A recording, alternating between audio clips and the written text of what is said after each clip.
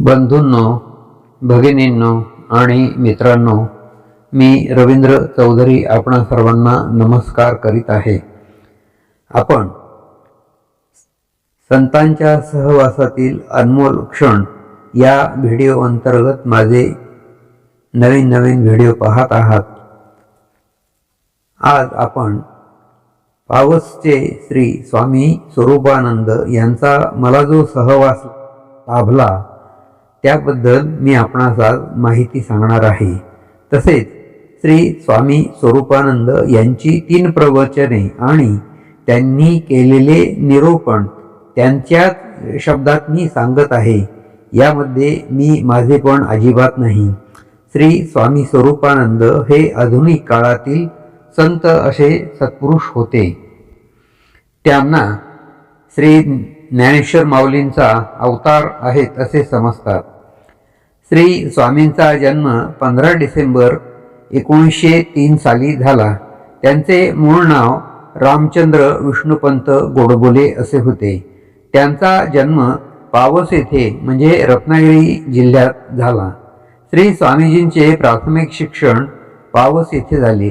त्यानंतर त्यांचे शिक्षण पुणे आणि मुंबई येथे झाले. पदवी प्राप्त झाल्यानंतर त्यांनी श्री लोकमान्य टिळक आणि महात्मा गांधी यांच्या प्रेरणेने स्वातंत्र्य संग्रामात भाग घेतला आणि त्याचा परिणाम म्हणून त्यांना तुरुंगवासही भोगावा लागला. 1923 साली त्यांनी श्री बाबा महाराज यांचेकडून अनुग्रह घेतला. श्री बाबा महाराज हे श्री ज्ञानेश्वर माऊलींच्या परंपरेतील म्हणजे नाथ संप्रदायातील होते. अनुग्रहानंतर श्री बाबा महाराज यांनी त्यांचे नाव श्री स्वामी स्वरूपानंद असे ठेवले आणि येथून पुढे त्यांची अध्यात्म मार्गावर वाटचाल सुरू झाली. श्री स्वामी स्वरूपानंदांना आपल्या जीवनात अनेक साधू संतांचा सहवास लाभला. श्री स्वामीजींनी आपले सद्गुरू श्री बाबा महाराज यांची स्तुती करताना त्यांना नवरत्नहार हे या नावाचे काव्य रचले आणि त्यांना अर्पण केले. बालपणापासून त्यांच्या घरातील संस्कारामुळे त्यांचे संस्कृत भाषेवर प्रभुत्व होते. संत साहित्याचा त्यांनी गाढा अभ्यास केला होता. त्यांनी लिहिलेली अभंग ज्ञानेश्वरी प्रसिद्ध आहेच. त्यानंतर जवळजवळ 40 वर्षे त्यांनी सोहम साधना केली आणि या सोहम साधनेचे फल म्हणजे भगवान श्री विष्णूंनी त्यांना प्रत्यक्ष दर्शन दिले. या आत्मसाक्षात्कारामुळे नंतर स्वामी श्री स्वरूपानंद स्वानंदात रमू लागले. त्यांच्यातील काव्य प्रतिभा जागृत झाली आणि त्यांनी अनेक काव्यग्रंथांची निर्मिती केली. आता यानंतर मी मला त्यांचा सहवास कसा लाभला हे तुम्हाला सांगत आहे. सर्वसाधारणपणे 1968-69 साली मी रत्नागिरीला कॉलेज शिक्षण घेण्यासाठी गेलो होतो. त्यावेळी मी गव्हर्नमेंट पॉलिटेक्निकमध्ये मेकॅनिकल इंजिनिअरिंगचे शिक्षण घेत होतो. माझ्याचबरोबर मुंबई येथील श्री बाळासाहेब कुलकर्णी हे सुद्धा माझ्याबरोबर कॉलेजमध्ये माझे वर्गमित्र होते. त्यांची आई आणि मावशी या दोघींनाही श्री स्वामी स्वरूपानंदांचा अनुग्रह लाभला असल्या कारणाने त्यांचे पावसला स्वामी स्वरूपानंदांच्याकडे येणे जाणे होत असे. त्यामुळे माझे स्नेही श्री बाळासाहेब कुलकर्णी यांच्याबरोबर मी सुद्धा पावसला श्री स्वामींच्या दर्शनाला गेलो आणि त्यानंतर दर आठवडा 15 दिवसांनी कायम जात राहिले.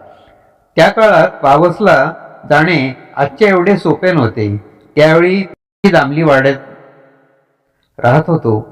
बहुतेक रविवारी सकाळी आम्ही आणि बाळासाहेब पावसला जाण्यासाठी निघत असू. रत्नागिरीपासून साधारणतः 1 ते 1.5 मैल कर्ला नावाचं गाव आहे. तेथे भाटे नावाची खाडी आहे. तिथपर्यंत आम्ही चालत जायचो. भाटे खाडीमधून पलीकडच्या तीराला तरीने म्हणजे लहान शिडाच्या होडीतून जावे लागे. नावेचे भाडे प्रत्येकी 1 आणा असे. पलीकडच्या तीराला पोचलो की पावसला एसटीने जावे लागे. सर्वसाधारण 8 ते 10 मैल एस टीचा प्रवास होता आणि एस टीचे भाडे 4 आणे होते. पावसला पोहोचलो की सर्वात प्रथम हातपाय धुवून श्री स्वामींचे दर्शन घ्यावयाचे. त्यानंतर स्वामीजी प्रत्येकाला प्रसाद म्हणून खडीसाखर देत असत आणि आशीर्वादही देत असत. त्यानंतर जवळच श्री विठ्ठल रुक्मिणीचे मंदिर होते, त्यांचे दर्शन घ्यायला आम्ही जात असू. त्या काळात श्री स्वामीजी हे देसाई बंधू यांच्याकडे राहत असत.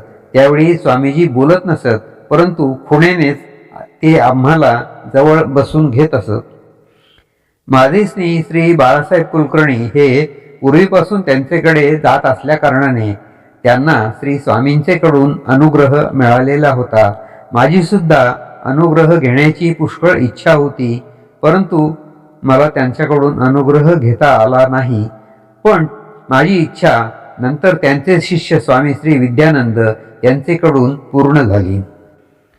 श्री स्वामी स्वरूपानंद यांचे अनुग्रहित असे पुष्कळ शिष्य होते, परंतु त्यापैकी पनवेल येथील स्वामी श्री अमलानंद, दुसरे पुणे येथील स्वामी श्री विद्यानंद आणि तिसरे स्वामी म्हणजे पुणे येथील श्री माधवनाथ स्वामी असे त्यांचे प्रमुख शिष्य होते.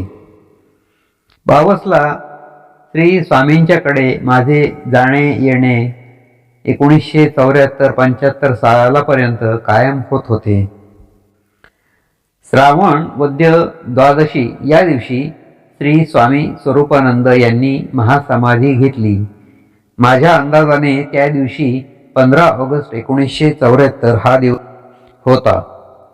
त्या दिवशी मी पावसमध्ये होतो. श्री स्वामीजींच्या निर्वाण प्रसंगी सर्वांच्या डोळ्यातून अश्रुधारा वाहत होत्या. तो प्रसंग अजूनही मी विसरू शकत नाही.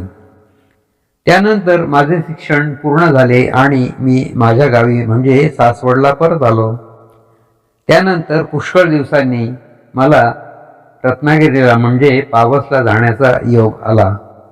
पावसला गेल्यानंतर श्री स्वामीजींच्या समाधीचे दर्शन घेतले. त्यानंतर विठ्ठल रुक्मिणीचे दर्शन घेतले आणि त्या काळात श्री देसाई बंधू हे नेहमीच तिथे असत. त्यांचीही भेट घेतली. भक्तनिवासात भोजन प्रसाद घेऊन आम्ही परतीच्या प्रवासाला निघालो.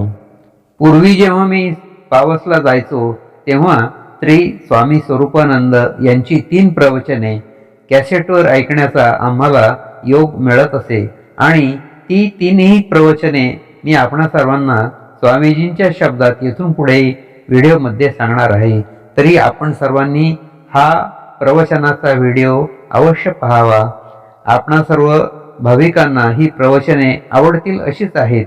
या प्रवचनांचा अट्टास म्हणजे माझा अल्पसा प्रयत्न आहे. श्री सद्गुरू स्वामी स्वरूपानंदच ही सेवा माझ्याकडून करून घेत आहेत अशी माझी भावना आहे.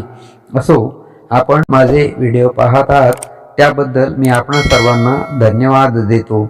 आपणा सर्वांना मी नम्र विनंती करतो की आपण माझे हे व्हिडिओ आनंदाने आणि आवडीने पाहत आहात त्याबद्दल आपण माझ्या चॅनलला लाईक करा, शेअर करा, सबस्क्राईब करा आणि लाल घंटीचं बटनही दाबा. म्हणजे इथून पुढे पुष्कळशी अनेक विषयावर मी जी माहिती सांगणार आहे ती आपल्याला मिळत राहील. असो, पुन्हा एकदा धन्यवाद.